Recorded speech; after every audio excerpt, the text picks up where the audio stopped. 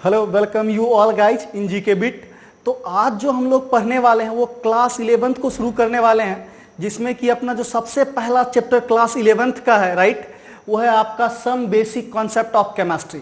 तो आप लोग अभी बिल्कुल ही फ्रेश माइंड हो, आपने अभी जस्ट 10th का एग्जाम दिया होगा, राइट, और इससे पहले ऑलरेडी आपने 9th और 10th में केमिस्ट्री में कुछ इंपॉर्टेंट टर्म्स और कुछ बेसिक कॉन्सेप्ट्स को पढ़ रखा है। जैसे कि आपको पता होगा मैटर, उसके क्लासिफिकेशंस, उसके नेचर क्या होते हैं, एटम मॉलिक्यूल्स क्या होता है, मेटल नॉन मेटल्स किसको बोलते हैं, कार्बन एंड इट्स कंपाउंड क्या होता है, एटॉमिक स्ट्रक्चर्स क्या होती है, पीरियडिक क्लासिफिकेशंस क्या होता है। ये सारे चैप्टर्स आपके 9th और 10th में कहीं ना कहीं आपने इन सब सारी चीज़ों के बारे में पढ़ा होगा, राइट। तो इन्हीं सब चीज़ों को हम लोग क्लास 11th में स्लाइटली एक्सटेंडेड वे में पढ़ेंगे, राइट। अगर आपका 9, 10th बहुत ही क्लियर है तो आप बहुत अच्छे से इजीली समझ पाओगे, आपको जरा भी कहीं भी कोई प्रॉब्लम नहीं होगा।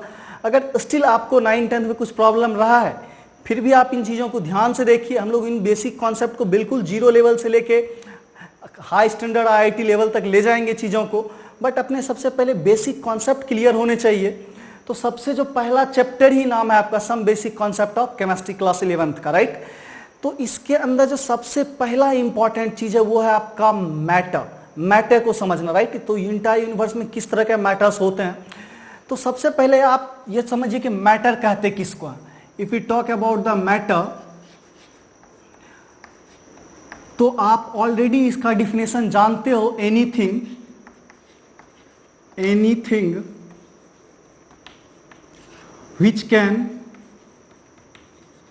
which can occupy some space, occupy some space, right। या आप बोल सकते हो which have volume, जिसके पास क्या हो, कुछ ना कुछ वॉल्यूम हो, राइट। तो उसी को हम लोग क्या बोलते हैं, मैटर बोलते हैं। क्या बोलते हैं, मैटर बोलते हैं। तो अब सबसे इंपॉर्टेंट है कि अब देखिए दुनिया में जो भी चीजें हैं वो कहीं ना कहीं से क्या है, मैटर है। अब जैसे आपसे पूछा जाएगा फीलिंग्स, क्या कोई चीज है वो जगह छेकता है? नहीं, बिल्कुल नहीं जगह छेकता। लव, अट्रैक्शन, अफेक्शन, ये सब चीजें क्या होती है, इन फॉर्म ऑफ एनर्जी होती है, एक टाइप की क्या होती है, एनर्जी होती है। तो इंटायर यूनिवर्स में जो भी चीजें या तो वो मैटर होंगी या एनर्जी होंगी, राइट। तो हम लोग किसकी बात करेंगे, मैटर की। तो मैटर क्या होगा, जो क्या करता है, अपना कुछ स्पेस ऑक्यूपाई करता है। और इसके बेसिस पे आपने सब सुना होगा, पढ़ा होगा क्लास 9th में कि मैटर क्या होता है और उसके कुछ प्रॉपर्टीज या बेसिक नेचर्स क्या होते हैं। तो उसको जानने से पहले हम लोग थोड़ा सा समझ लेते हैं कि क्लासिफिकेशन ऑफ मैटर क्या है, राइट। तो सबसे इंपॉर्टेंट जो टर्म है वो है आपका मैटर का क्लासिफिकेशन समझना। तो आपको पता है कि मैटर है, तो इसको हम लोग दो तरह से क्लासीफाई कर सकते हैं। एक तो ऑन द बेसिस, एक तो है आपका on the basis of physical property, physical properties. आप बोलोगे sir what is the physical properties?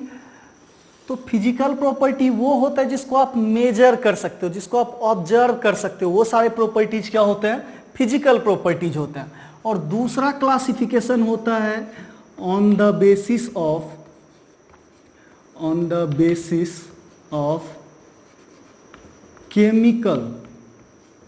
Chemical properties, right. तो केमिकल प्रॉपर्टीज के बेसिस पे और फिजिकल प्रॉपर्टीज के बेसिस पे हम ये दो बेसिस पे किसी भी सब्सटेंस को क्या करते हैं, क्लासीफाई करते हैं। तो अब आपको पता होगा कि फिजिकल प्रॉपर्टीज के बेसिस पे आपने पढ़ रखा है दैट इज योर सॉलिड,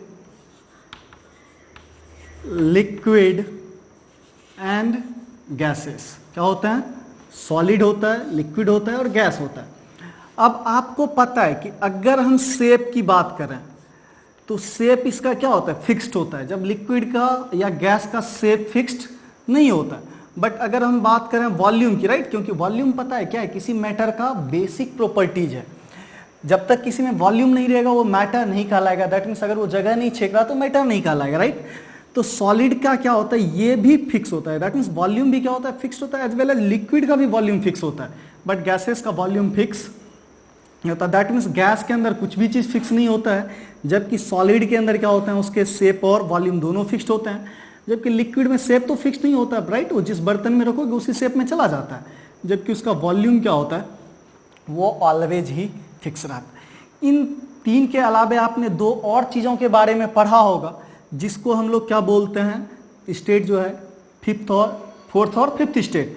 तो जिसमें आपका क्या आता है, plasma and Bose-Einstein condensate.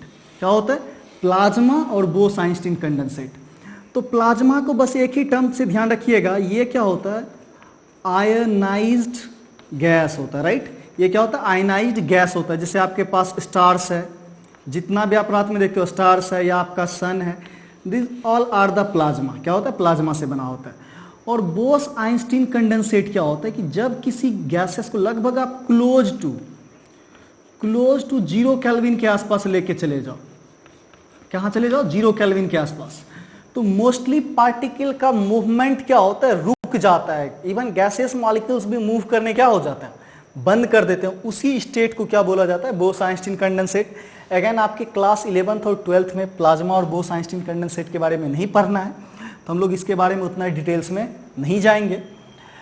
Now बात करें केमिकल प्रॉपर्टीज के बेसिस पे क्लासिफिकेशन, तो आपको पता है 2 तरह से क्लासिफाई किया जाता है। एक होता है आपका प्योर सब्सटेंस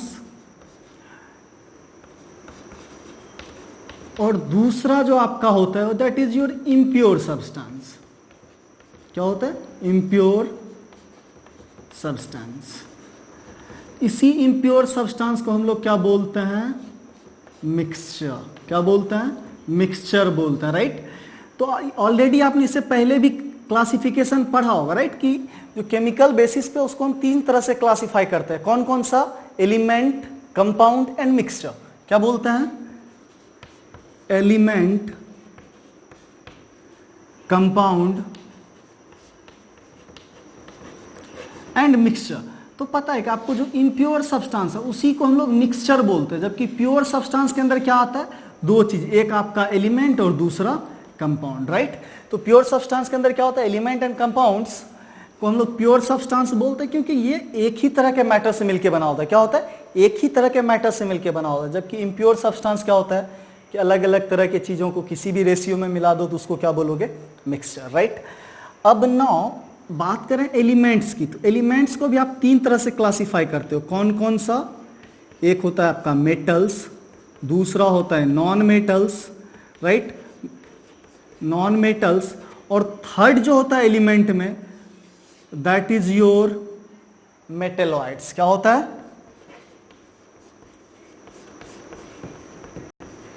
तो आपको क्लियरली समझ में आया होगा कि एलिमेंट्स को भी हम लोग किस तरह से डिवाइड कर सकते हैं, metals, non metals and metalloids. जबकि बात करें कंपाउंड की, तो इसको जनरली हम 2 तरह से क्लासिफाई करेंगे। एक आपका ऑर्गेनिक कंपाउंड होगा और दूसरा क्या होगा, इनऑर्गेनिक कंपाउंड। दूसरा क्या होगा, इनऑर्गेनिक कंपाउंड। तो ऑर्गेनिक कंपाउंड पता है कहां से मिलता है आपको, लिविंग ऑर्गेनिज्म से। ऑर्गेनिक कंपाउंड जिसमें लिविंग ऑर्गेनिज्म से मिले और साथ ही साथ उसमें कार्बन का प्रेजेंट होना जरूरी है, राइट। तो आप उसको क्या बोलेंगे, ऑर्गेनिक कंपाउंड्स।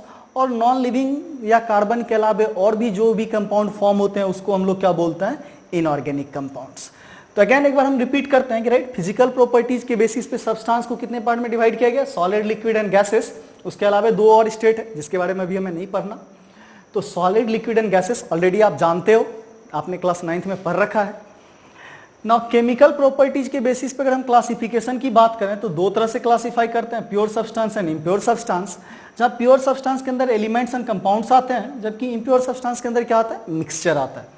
और एलिमेंट्स आप ऑलरेडी पढ़ रखे हो, राइट। ये क्या होता है, 3 तरह के होते हैं, या तो मेटल्स होंगे, या नॉन मेटल्स होंगे, या क्या होंगे, मेटलॉइड होंगे। जबकि बात करें कंपाउंड्स की, तो या तो वो ऑर्गेनिक कंपाउंड होगा या क्या होगा, इनऑर्गेनिक कंपाउंड होगा। तो नाउ ऑर्गेनिक कंपाउंड किसको बोलते हैं, तो वो सारे कंपाउंड जो क्या होता है, लिविंग ऑर्गेनिज्म से मिलते हैं और उसमें कार्बन का प्रेजेंट होना क्या होता है, एसेंशियल होता है, नेसेसरी होता है। जैसे आपके पास पता है glucose, sugar molecules, fructose, lactose, बहुत सारी चीजें हैं, राइट। वो सारे क्या होते हैं, आपके ऑर्गेनिक मॉलिक्यूल्स होते हैं। और इनऑर्गेनिक मॉलिक्यूल्स क्या होते हैं, नॉन लिविंग चीजों में पाए जाने वाला कंपाउंड्स, या फिर जिसमें कार्बन प्रेजेंट ना हो उसको हम लोग क्या बोलते हैं, इनऑर्गेनिक कंपाउंड्स। तो ये था आपका बेसिक क्लासिफिकेशन। रही बात की इम्प्योर सब्सटेंस की, तो एक बार आप इसको नोट कर लो। तो हम बात करेंगे अब किसकी, इम्प्योर सब्सटेंस की, राइट। तो जिसको आप क्या बोलते हो, मिक्सचर। तो बताओ मिक्सचर को हम लोग किस तरह से क्लासीफाई करते हैं? अरे बिल्कुल तुम लोग सही सोच रहे हो मन में। क्या होता है? दो तरह से, homogeneous mixture and heterogeneous mixture, right. तो अगर हम बात करें मिक्सचर के क्लासिफिकेशन की, तो ये दो तरह का होता है। एक क्या होता है? होमोजीनियस मिक्सचर, एंड सेकेंड क्या होता है तुम्हारा?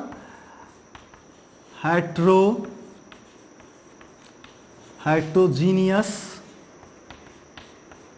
Mixture, right. तो ये ऑलरेडी आप सुन रखे हो। इसको हिंदी में क्या बोलते हैं? समांगी मिश्रण, और इसको क्या बोलते हैं? विसमांगी मिश्रण। तो होमोजीनियस मिक्सचर जो एक तरह का, आपको ध्यान रखिएगा क्या होता है, इसको आप सॉल्यूशन बोल सकते हो। क्या बोल सकते हो? सॉल्यूशन और अ ट्रू सॉल्यूशन। क्या बोल सकते हैं?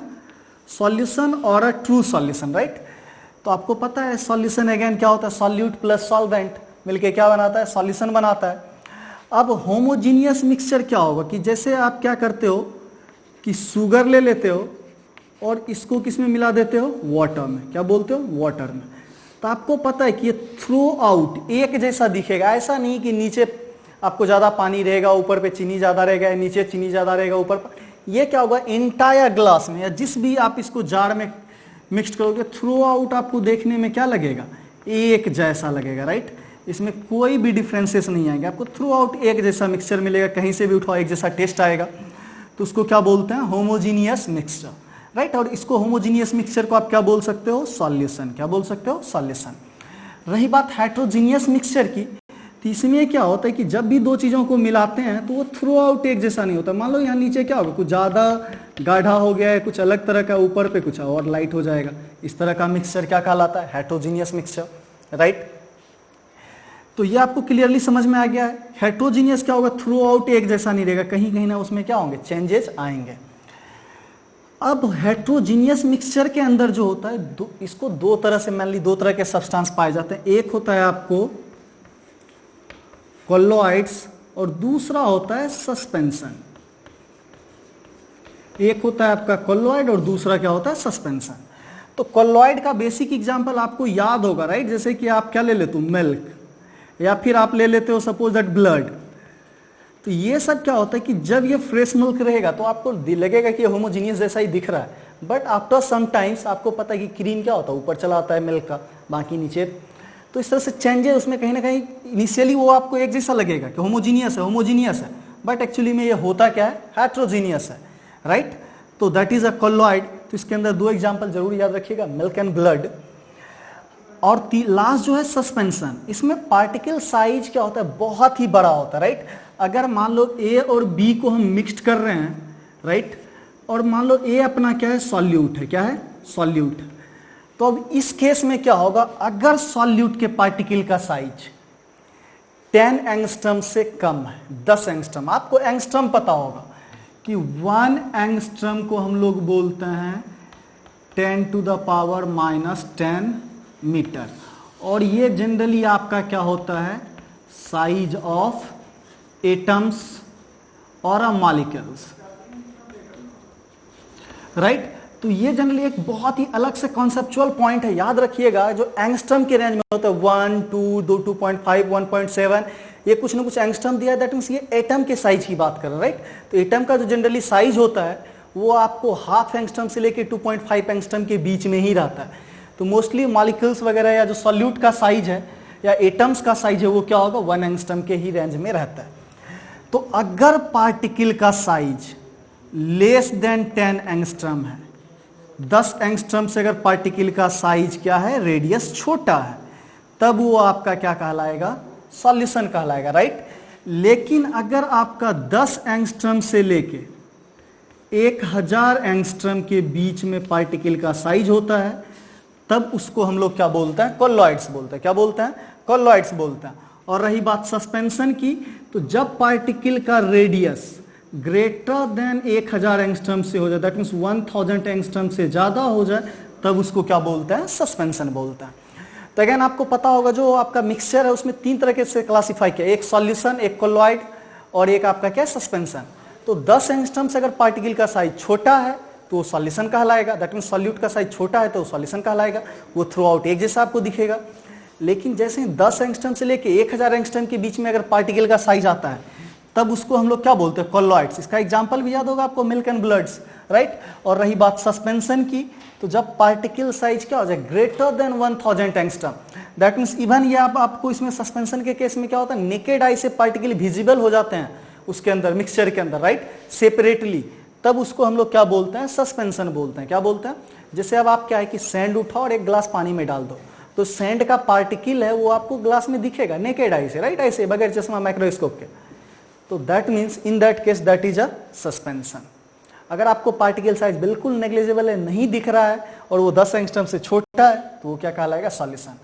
तो ये था आपका बेसिक क्लासिफिकेशन ऑफ मैटर, जो कि फिजिकल प्रॉपर्टी और केमिकल प्रॉपर्टीज के बेसिस पे हमने डिफाइन किया है। तो जैसे इसके अंदर है आपको सॉलिड, लिक्विड या गैसेस, ये 3 अलग चैप्टर्स हैं आपके क्लास 11th में। 12th में जाइएगा तो आपको सॉलिड स्टेट पढ़ना है, क्लास 11th में आपको गैसियस और लिक्विड स्टेट के बारे में पढ़ना है, डिटेल से एक चैप्टर ही है। नाउ बात करें एलिमेंट्स एंड कंपाउंड्स की, तो आपको पता है ऑर्गेनिक कंपाउंड्स के लिए आपको पूरा एक ऑर्गेनिक केमिस्ट्री है, इनऑर्गेनिक कंपाउंड्स के लिए एक आपका इनऑर्गेनिक केमिस्ट्री सेपरेट सेक्शन है।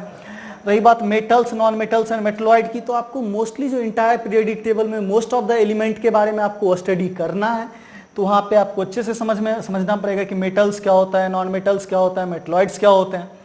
तो ये जितने भी क्लासिफिकेशन ऑफ मैटर के अंदर जो जो टर्म्स आए हैं, सब individually as a form of chapter है, कहाँ पे, अपने क्लास 11th एंड 12th के सिलेबस में। तो एटलीस्ट आपको आइडिया होना चाहिए कि वो किस तरह का, अगर हम किसी एलिमेंट्स के बारे में, किसी सब्सटेंस के बारे में या सॉलिड के बारे में स्टडी कर रहे हैं, तो ऑलरेडी उसके बारे में पता होना चाहिए कि वो मैटर का किस पार्ट में आता है या उसमें किस तरह के नेचर पाए जाते हैं। तो अब जो नेक्स्ट है वो हम लोग पढ़ेंगे बेसिक कॉन्सेप्ट ऑफ केमिस्ट्री में एटम्स एंड मॉलिक्यूल्स के बारे में। किसके बारे में, एटम्स एंड मॉलिक्यूल्स, जिसको ऑलरेडी आप क्लास 9th में भी पढ़ चुके होंगे। तो चलिए हम लोग देखते हैं।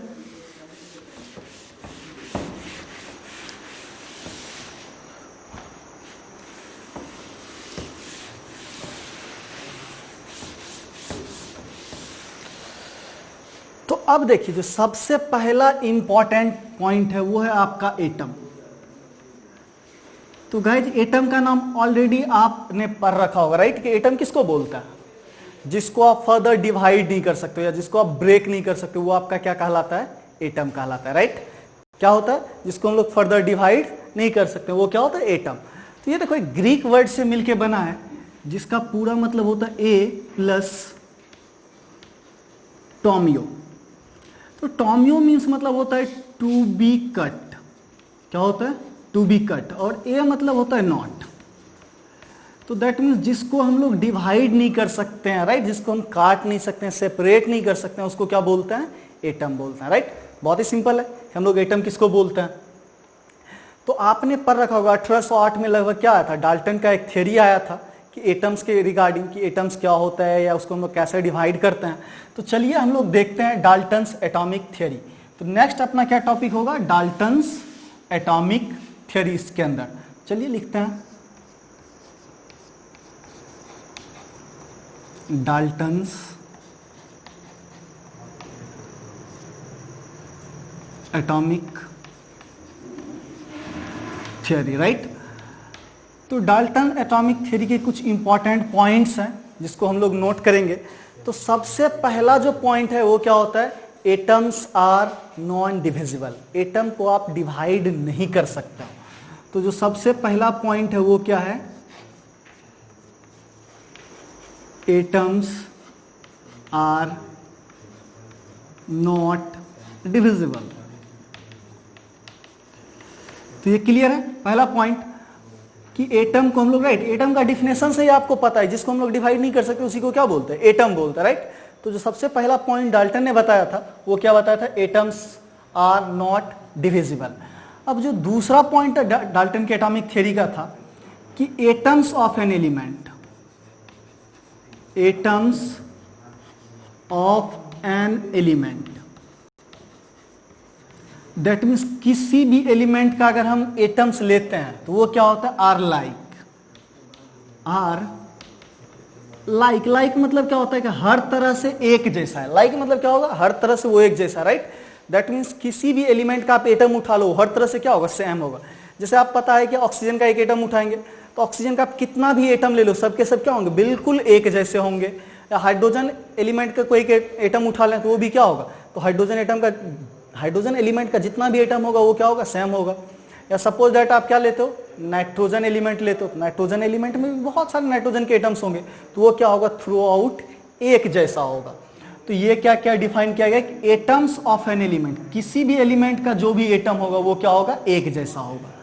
तो अपना जो थर्ड पॉइंट है वो है आपका एटम्स ऑफ डिफरेंट एलिमेंट। अगर हम डिफरेंट एलिमेंट का लें, डिफरेंट एलिमेंट्स आर अलाइक, आपको पता है ऑलरेडी हम लोग ए मतलब बताए थे, नॉट मतलब बिल्कुल सेम ना हो। तो अगर हम लोग अलग अलग एलिमेंट का एटम लेते हैं तो वो क्या होगा, बिल्कुल ही अलग होगा। क्या होगा, बिल्कुल ही अलग होगा।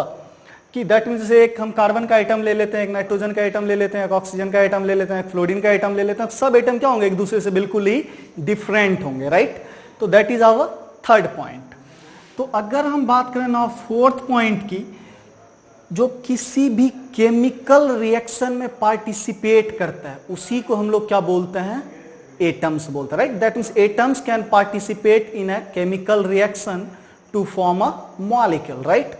तो सिंपली है क्या, atoms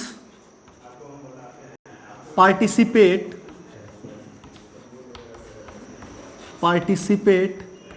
in a chemical reaction to form a molecule in simple ratio, right.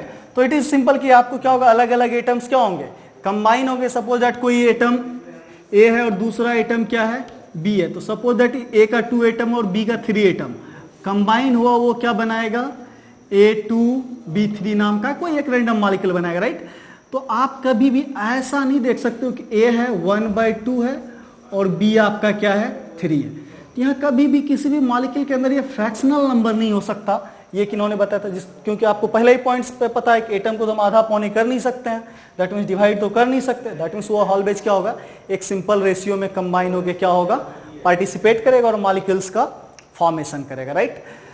उसके अलावे एक पॉइंट्स आपको पता है कि जो एटम्स होते हैं वो इलेक्ट्रिकली क्या होता है, न्यूट्रल होते हैं। क्या होते हैं, इलेक्ट्रिकली न्यूट्रल होते हैं, right. Atoms are, that means atom के ऊपर कोई चार्ज नहीं पाया जाता। Atoms are electrically neutral, right. So this is simple कि ऑल द एटम्स आर क्या होते हैं, इलेक्ट्रिकली न्यूट्रल होते हैं। इसमें कोई डाउट आपको? तो ये कुछ पॉइंट्स थे जो डाल्टन ने बताया था, राइट। तो इसको एक बार आप लोग नोट कर लो, उसके बाद हम लोग नेक्स्ट देखते हैं।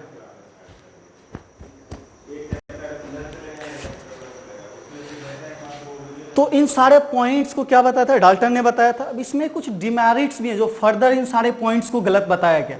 तो चलिए हम लोग पहले 1 बाय 1 करके देखते हैं। तो आपको पता है डाल्टन के एटॉमिक थ्योरी में क्या बताया गया था कि atoms are not divisible, right. But आपको पता है कि atoms can be divided into fundamental particles, that is your electron, proton and neutron. तो ये जो पहला पॉइंट था डाल्टन का, जिन्होंने 1808 में ही बताया था, राइट, कि इलेक्ट्रॉन, प्रोटॉन और न्यूट्रॉन को डिवाइड नहीं कर सकते। बट आपको पता है कि 1921 ईस्वी आते आते इलेक्ट्रॉन और प्रोटॉन को ढूंढा गया था और 1932 में न्यूट्रॉन को भी ढूंढ लिया गया। तो इस तरह से उस समय तो डिविजिबल नहीं था, बट फर्दर हमने क्या किया था, एटम्स को डिवाइड कर दिया था सम फंडामेंटल पार्टिकल्स में। तो डाल्टन का जो पहला पॉइंट था वो तो क्या हो गया, रॉन्ग हो गया ना। उसका जो दूसरा पॉइंट था क्या, atoms of an element are like, कि एक एटम के जितने भी, एक एलिमेंट के जितने भी एटम होते हैं वो क्या होते हैं, सेम होते हैं। बट फर्दर आपको पता होगा, आपने नाम सुना होगा आइसोबार्स का, राइट। आइसोबार्स क्या होते हैं, एक ही एलिमेंट से, एक कार्बन है तो दूसरा भी कार्बन होगा, बट एक का मास 12 है तो एक का मास क्या है, 14 है। क्या है, 14 है।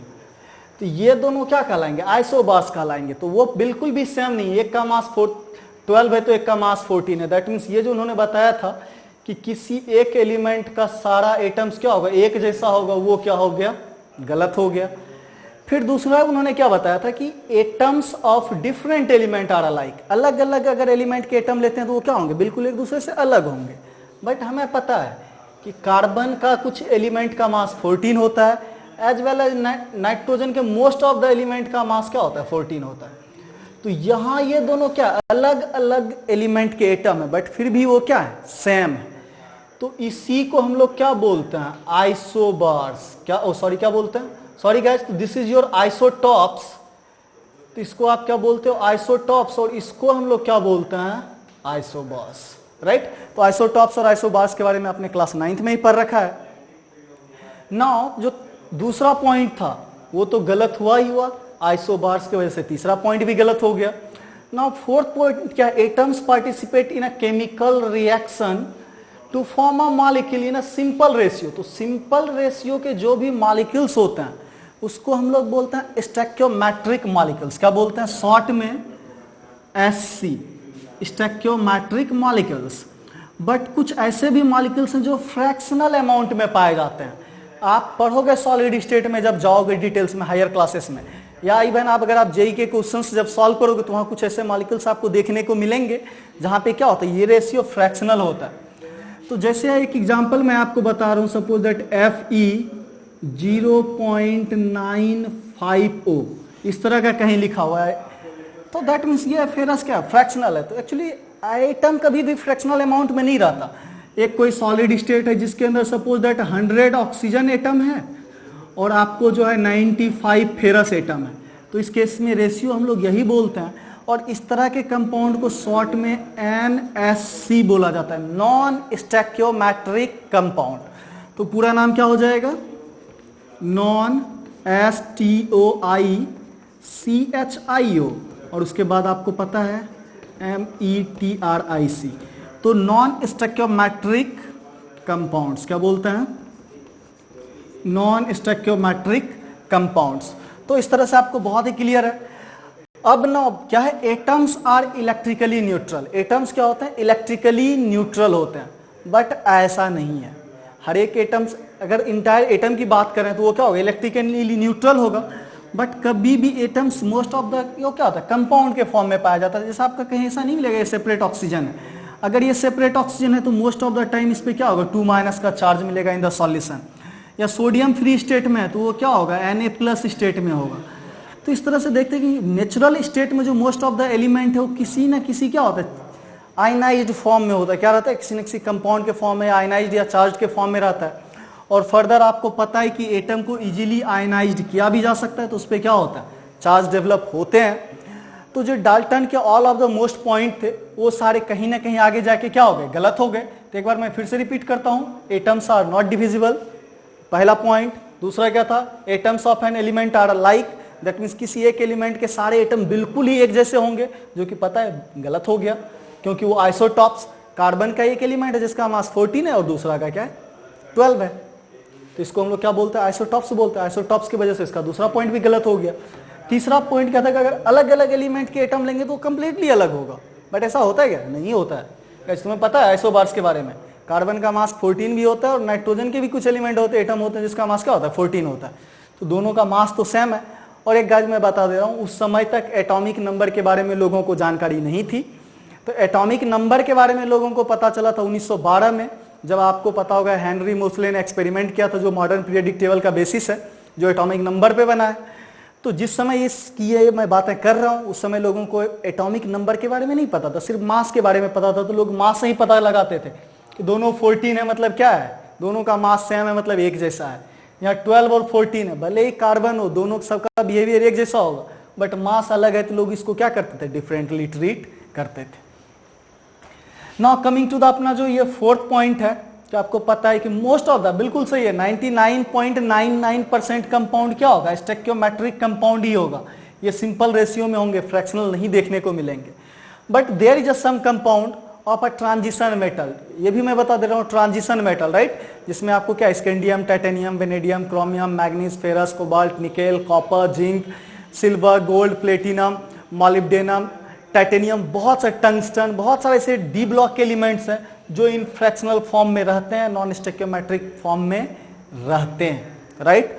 और लास्ट पॉइंट जो था, एटम्स आर इलेक्ट्रिकली न्यूट्रल, ये हमेशा ही सही नहीं है, एटम्स इलेक्ट्रिकली न्यूट्रल होते हैं बट इन नेचुरल स्टेट वो कहीं ना कहीं चार्ज उसके अंदर पाया जाता है, या फर्दर जब एटम को हम लोग डिवाइड करते हैं उसके ऊपर चार्ज क्या होता है, प्लस और माइनस चार्ज आता है।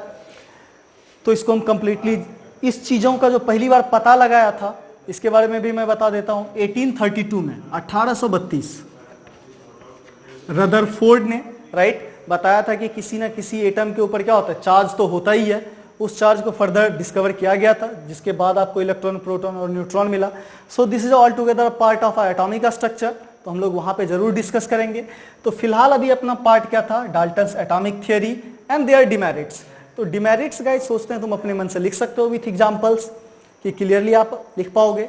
तो चलेंगे, उसके बाद हम लोग नेक्स्ट सेगमेंट जो अपना है वो है क्या है, लॉ ऑफ केमिकल कॉम्बिनेशन। पहले एक बार आप इसको नोट कर लो या इसका स्क्रीनशॉट ले लो, फिर हम लोग नेक्स्ट सेगमेंट पर चलेंगे।